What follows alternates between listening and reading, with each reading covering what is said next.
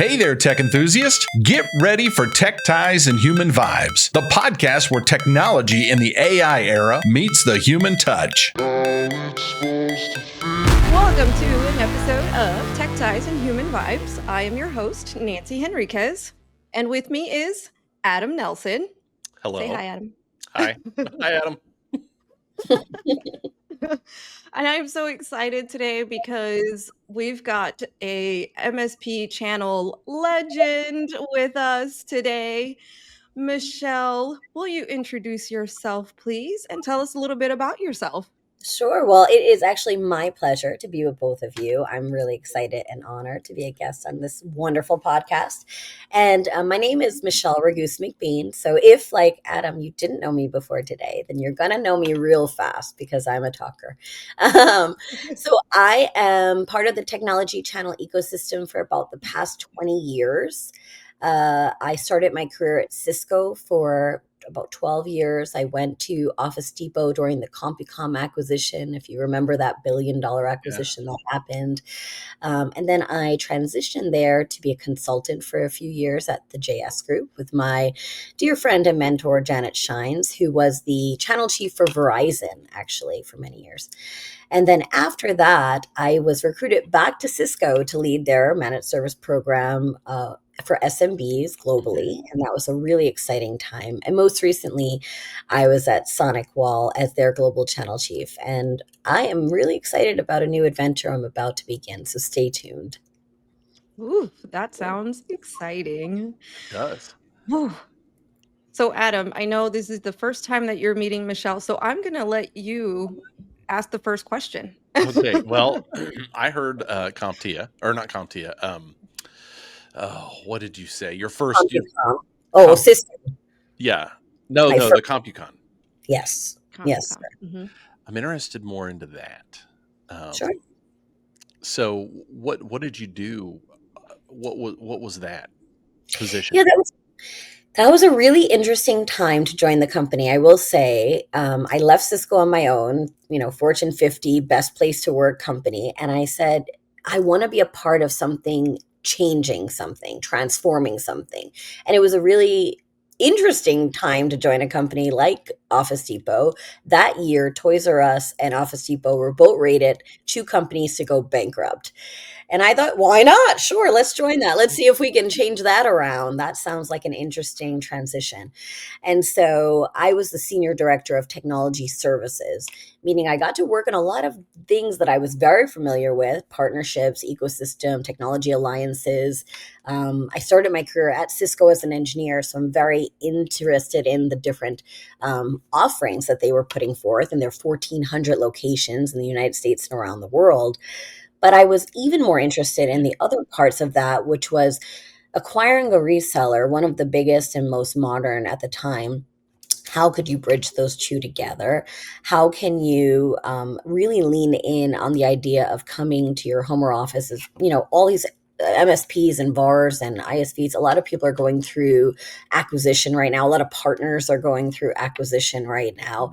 And so taking this conglomerate approach was very fascinating. The other part of it was I didn't have a lot of experience with working with e-commerce and all of the other routes to market that Office Depot really positioned itself as. Like, for example, old-fashioned newsletters still coming to people's homes, right? So it was a great way to really lean in on transition and change to understand if you can make something that's been around for a long time more modern again and more relevant and present again.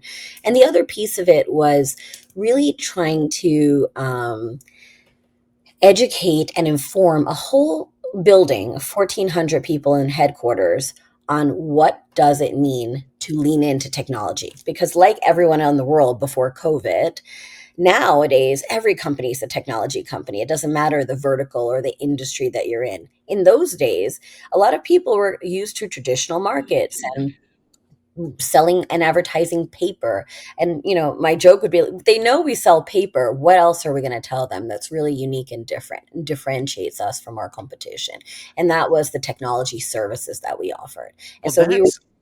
what? I gotta stop you right now, just because I'm confused, I guess, because in my mind, Office Depot, they sell computers. Like I can't imagine them not being a technology minded business, but they weren't when you got in there, is what you're saying.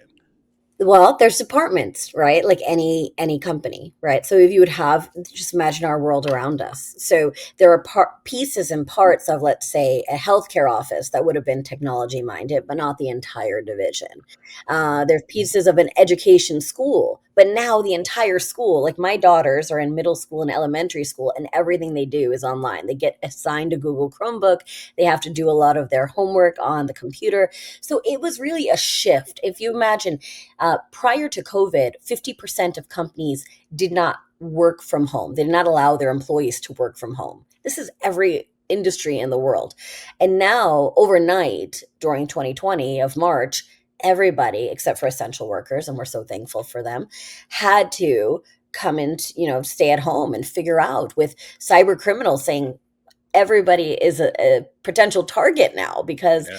everybody's systems are now their homeschool devices and their work computers, and the internet is all connected, and people weren't very familiar with not having a corporate device that they left at an office at some places. So the transition was just creating the drive to say, what is the power of technology, and how can we look at all of the different service offerings that we have, not just laptops, not just hardware, but the services that surround that hardware, the cybersecurity, the McAfee, the Nortel, all of the different pieces that really do secure, protect, upstand, withhold, and defend that customer, that business from peripheral attacks or other components. So it became much bigger than just the product that you would receive, I think, is the best way to answer that.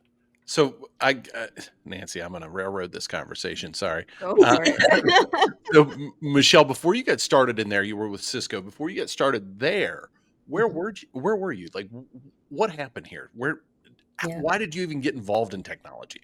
It's a great question. So I worked on Wall Street, which I'm a New Yorker, born and raised, lived in 4 of the 5 boroughs. And I thought, grew up with a single mom, was the first in my family to go to college, the first to get a degree. And my degree was in global business and marketing. I was going to, my minor, better yet, was in peace studies, which meant I was going to make a lot of money and give it all away. That was my goal. I didn't really have a path to how that was going to happen, but I knew that this was my motivation. And I was on Wall Street, and I kept having this recurring nightmare that I lost all my customers' money. I just couldn't get it out of my head. And I said to my boss, it's the craziest thing. I keep dreaming this. He said, it's not your money. And it just landed like a lead balloon. I know it's not my money, but I'm guiding people who are investing their life savings, their net worth, their ability to believe in me. And I want to believe in myself. Am I doing the right thing? Is this my mission, purpose, altruistic goals in life? So I didn't love what I was doing, and I quit.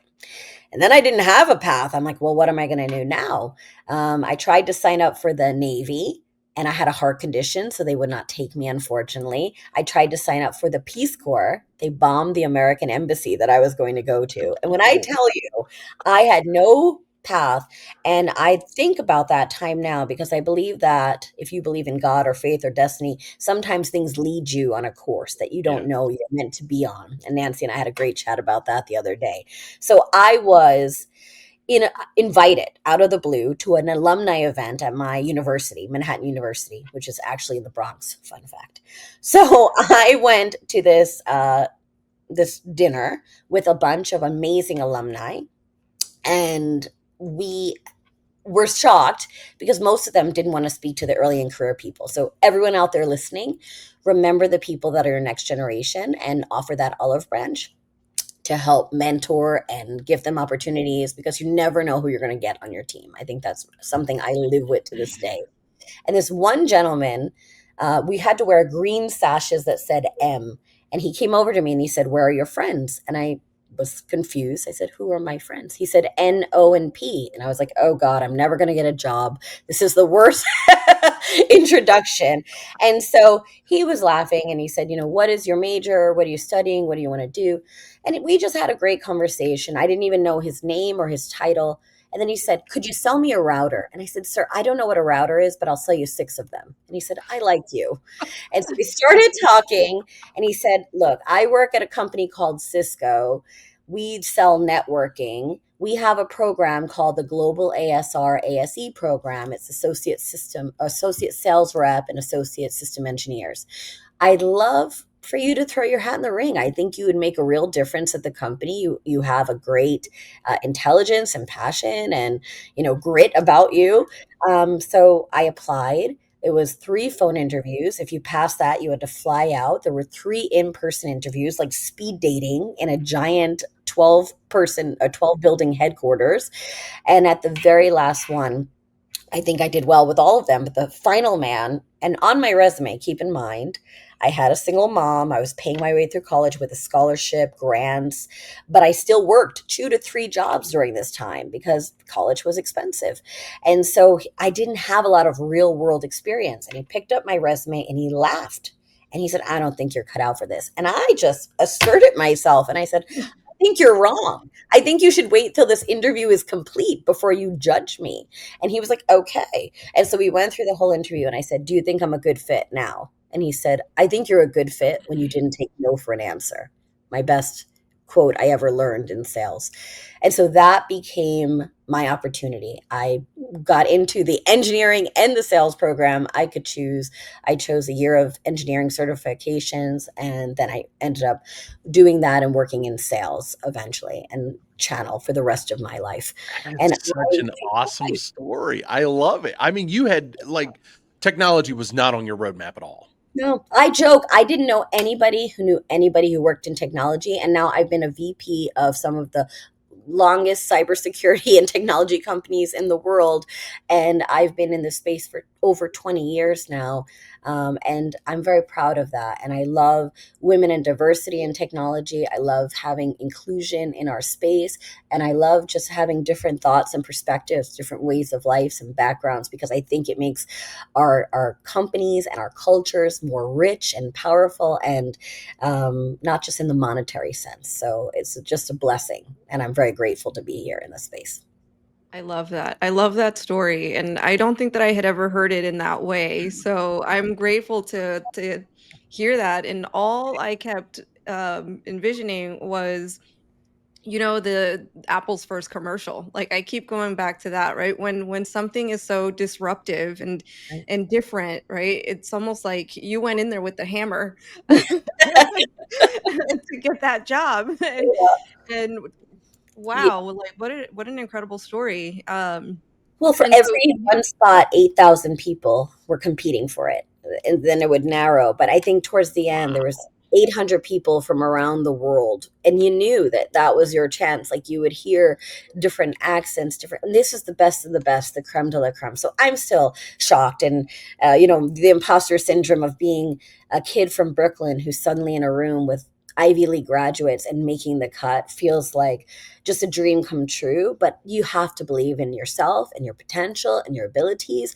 And I knew that nobody in that room was going to work as hard as I would to learn and earn that opportunity. And that was a big part of my belief, and still is. I want to really give back to whatever company I'm a part of. I'm an ambassador for the brand, and I'm just really grateful to represent them. I love that. So you have in your career, you have, I feel, seen it all in the sense of, it's 20 years. You've seen the changes within technology, you've seen the changes within the channel, and you've gotten to work with MSP partners, small and large, and all sizes. So what are some of the things that you would say that are that have stuck out the most to you in these last few years? Well, I think the biggest thing right now is how much noise and clutter is in the space. And I don't say that as though the clutter seems like a negative term, but there's 6,000 cybersecurity vendors today. There's 83,000 managed service providers around the world, about 36,000 in North America, the most saturated place, but 34,000 in EMEA, the remainder in Asia Pac. You have 70% of traditional VARs saying, hey, I want to become an MSP. That seems like the right path for me. Everyone's going subscription, consumption versus a point product and hardware, whether that's the MSP or the vendors. You look at the acquisitions and the mergers that we talked about earlier, and there's so much of that transition. Nowadays, you look at political instability, economic uncertainty, posing wars, job layoffs happening right, left, and center. So there's a huge impact. I mean, this is a perfect storm. The other thing that you do notice is a rise in cybersecurity attacks. More creativity when you think about artificial intelligence, huge opportunity, which causes a lot of concern and heartache for people when they think about their careers being eliminated. You think about a pivot, just like I did in my career. What does the opportunity look like? Where should I, for the Canadians and Wayne Gretzky hockey fans in the crowd, am I skating to where the puck is going? You do not go to any event today and not hear the words artificial intelligence, machine learning, big data. Am I a partner that understands the capabilities of that? Am I a vendor that has an offering to help garner the partners to sell something in this capacity, or to lessen my own workload, whether it's through marketing or through sales efficiencies and helps, or even customer success? How can I get you to the right problem solving the quickest? How can I have a database where time is money? I don't need my techs on the phone trying to figure things out for hours. I have 8 people. I'm busier than a one-arm paper hanger, and I don't have time for you, Mr. and Mrs. Vendor, to tell me what you need. And so I do think that there's huge opportunities to consolidate more. I think there's huge opportunities for cyber criminals to leverage the same power for good in AI that we're using against us, and for us to come together to make sure that that doesn't happen, and to protect the innocents, to protect the good guys against the bad. And I think finally, it's really just about education and simplification.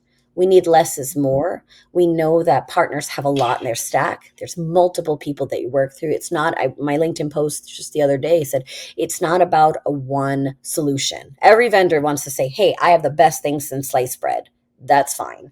Everybody, between price and promotion and offers of discounts or your tiers, they're all very comparable. Let's just be very transparent about that. Why do people work with certain people? It's because people, the old adage, people buy from people they know, like, and trust. And if they can feel that you and them are going to mutually be beneficial together, you're going to help support them, you're going to help partner with them, you're going to help elevate them, then I think there's a reciprocity on both sides that helps you grow. And I think that we need to be hyper vigilant about what you're putting in your stack to really ensure that you are truly enabling and empowering the customers for tomorrow and what that looks like. Oof, So what a powerful answer. very good. Yeah. So I got a question for you. Where do you see the future? Let's say 10 years from now. What do you see an MSP? What do you see them looking like? Well, I think there will be obviously consolidation. I mentioned that. I think that we're going to figure out, when I look at the big players, and I'll call some of them out because I think they've done an amazing job. Meriplex, Logically, New Charter, SourcePass. You see this consolidation of epic proportions, CMIT franchise, but different but similar. There's huge players that are gathering around our nation, US, Canada. I see more growth internationally. I see more scaling to cover all of the nation. We will also have hyper specialized localization that's going to become more prevalent, and that might end up becoming part of an acquisition because you supplement my needs for a certain technology, a product or service. You supplement my needs for a certain geography I do not have in my toolkit today, or you have the specialization or needs if I'm looking at zero trust ZTNA or if I'm looking at disaster backup recovery and expanding the portfolio to upsell, cross-sell, and protect my customers, you might have something that I don't have. And so I think there's going to still continue to be mergers and acquisitions across the stack. I think that partners are going to realize that it's quality over quantity when it comes to vendor selection. I think many know that already, but I'll use an example and I won't mention their name. As channel chief of SonicWall, somebody approached me and they said they have 36 vendors in their stack. And I said, that's a problem. And they said, I agree. And they were going to whittle it down to only 1 or 2 vendors for each category. Why? Because as a channel chief, I know that you are only going to get growth in your tier. If you say traditional tiers, silver, platinum, gold, bronze at the bottom, if you want to get to the higher level and get the bigger discount and get the more MDF, market development fund dollars, or get more promotional rebates or back end, front end, or discounts on products that you're buying or services you're leaning into, then you need to have all-in mentality with a particular vendor, because the more you grow with them, the more you're going to get with them. And that's just very simple. So if you have 36 vendors in a particular category, or even 5 or 6, you're not going to get what you need, and they're not going to get growth with you, and they're not going to treat you like you're one of the big vendors, because 80% of the revenue comes from your top 20 vendors. And so in order to get that support and the discounts, I'll use an example. I had a vendor or an MSP that came up to me and she said, I want to be number 1 in your partners. And I was like, that is a broad ask. And it was my first day on the job. And I said, great to meet you. Let's talk more. And she said, I want to be on your partner advisory council. I want to learn how I can get more market development funds. I know where we are today, but this is where I want to be tomorrow. And that conversation changed the trajectory of our relationship, because I knew she was all in. That company was all in to work with us, and we were going to do a lot together. And we did. Every time I had an event or a partner advisory council opportunity or something came forward, I thought of her, because she vocalized that she was going to be all in with us, and I wanted to reciprocate that and be all in with her. And that's a great example of it happening the other way around, and having somebody who has not just reached the pinnacle of that top of the triangle, but has so much growth opportunities, expressing stickiness and wanting to kind of ride along with each other for growth opportunities. Big transition there, big opportunity. So that's what I think. And I think that finally, we all are going to find a lot more clarity to how AI is going to serve us. I think we're just beginning. Obviously, AI has been around for many years, but generative AI and where it is right now and where it's going is so much bigger, better, faster that it's ever been. And you can imagine in 5 to 10 years from now, it's inconceivable where we're going to be. But we still don't do away with those jobs. You're still going to need people to program the technology to some extent, and to humanize the technology, and to fact check the technology, especially for bias that might be built in. So I don't think our jobs are going to be taken over by the Terminator robots, but I do think we're going to have to reimagine how we work together. Ooh, no different than the partnerships, right? And how we're also having to reimagine and reinvent and reconfigure how we work together based off of the changing needs that are happening all across. So something that you mentioned was how now we're seeing VARs and all of these different types of service providers wanting to come into the subscription or consumption models. Do you see, or have you seen across your experience, that maybe some of the rural areas within even the United States alone are a little bit more behind within the technology and how they are serviced, rather than maybe some of those early adopters that transition to the MSP model faster than others? Yeah, that's a very interesting question. And I would say, I don't know if it's rural city specific, but there's obviously early adopters and laggards in everything that you see. I can use just, kind of conventional, like this summer, we went on a 4 national park vacation with our family, which was really a lot of fun. And I'm living in the United States, and I very rarely do not have internet access. But when you're carving through some of those giant mountains in the West Coast, you lose some internet. So that's a great example of, are there towns as you pass through a meander that you see built in, carved into those mountains, that these homes probably do not have the best internet access or the best access even into the main cities or stores, because they're kind of more remote and hidden. And that's done, other countries of the world, of course, as well. But right here in America, you do have that just by geographic expanse. It's a little bit of an inhibitor. And so I do think that there is going to be a case of the people that are early adopters, that are leaned in quickly and efficiently. That's going to happen in the vendor space and in the partner space. It always has. It will continue to do so. They see that shiny opportunity and they're all in, kind of like the people that migrated, into America and left their country, never knowing if they would return, or the people that signed up to go to Mars, never to come back. That's a whole nother topic. But I do think that there's the people that say, I know there's going to be bugs and hiccups. There always is in early stages. I know that, but I can be a part of the early adoption and maybe the advisory of that and help you build it. And that's really exciting. Some of the companies that I talk to now are looking to come to America. They haven't been there and they want to enter our markets. This is uncharted territory for them as well, because this is a very sticky industry. I say the logos change, the t-shirts change, the hats change, but we recognize many of the names and faces. And that's what makes this such a family reunion when we go into this space. And so when people come in, new people come in, there's good things and bad things that happen for them. One is that if it's like politics, if you've been around 40 years, like Cisco or SonicWall, you probably have people that are raving fans and people that are not, just because you've existed for 40 years in this space. And there's people that have seen good, bad, and ugly along the way. If you're brand new, you have the problem of not being known, but you also have a clean slate, which is sometimes nice because you get to be kind of more the modern, entering early adopters. That's very different than the people that are around. So both have pros, both have cons. And I think the same is true for partners as well. They are largely the trusted advisors for the businesses they support, especially during COVID. Talk about essential workers.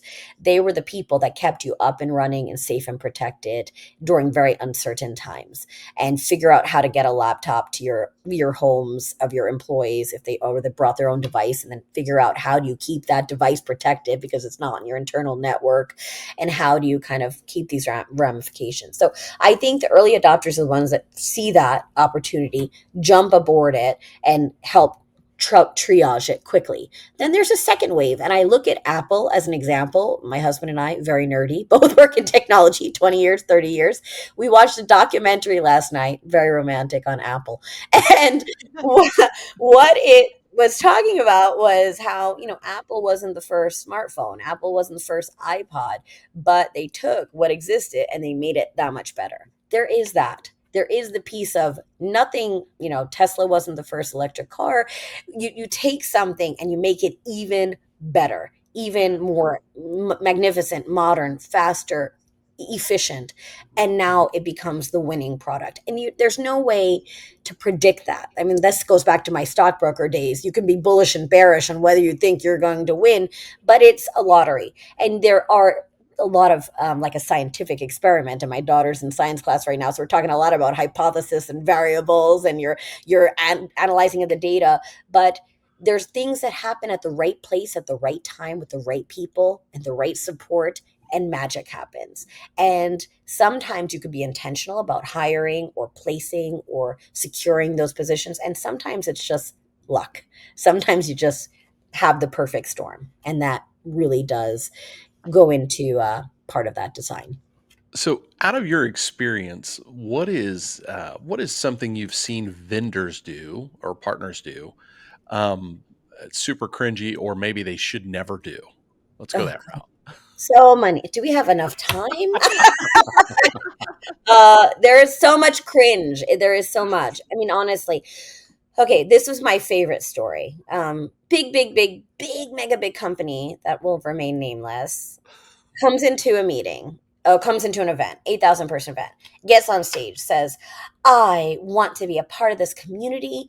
I'm going to do everything I can to change the opinions about us. We care about the little guys. And I whispered to the person next to me, I said, $20 that as soon as the speech is over, she's going to get taken by her handler, get her luggage, and get on her private jet back to Armonk. You can guess which company is that. So, and literally that's exactly what happened. It was just like not even shocking.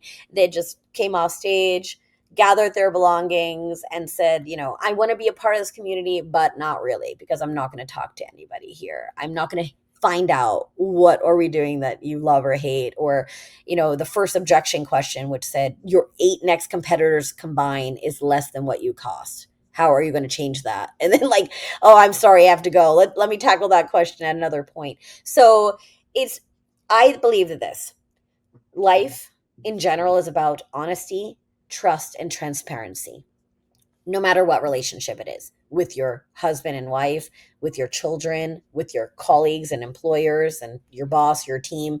You have to have a culture that you have reciprocity, you trust each other, you believe in each other, you support each other in good times and bad. I use this funny analogy, and I'm going to share it with you because I used to end every presentation I did, but since you've not seen me present, do you know why geese fly in the V formation? Give me a guess. Okay.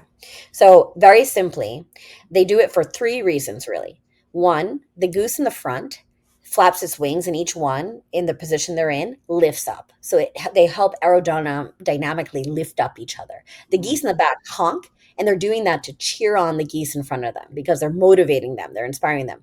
Every, so often they shift. So no one person carries that burden the whole time. They all have roles throughout that process. And if any goose gets hurt or sick, they fly down to the earth with it, and they stay with it until it gets better or until it passes, because no goose is left behind. And for me, this is the definition of partnerships. We are cheering each other on, we're lifting each other up, we're sharing the burden, and we're with each other in good times and bad, because together we elevate. That is the power of partnerships, and that's the power of how we can help one another in our ecosystem. Ooh, That is that great. community. Thank you. That is community. Never look at a goose the same, ever. It's my commitment to this topic. If nothing else, now I'm gonna be like, I see you guys. I see you. I see what you're doing. I love it. I That is support it. I'm gonna great. try and flap for you guys too.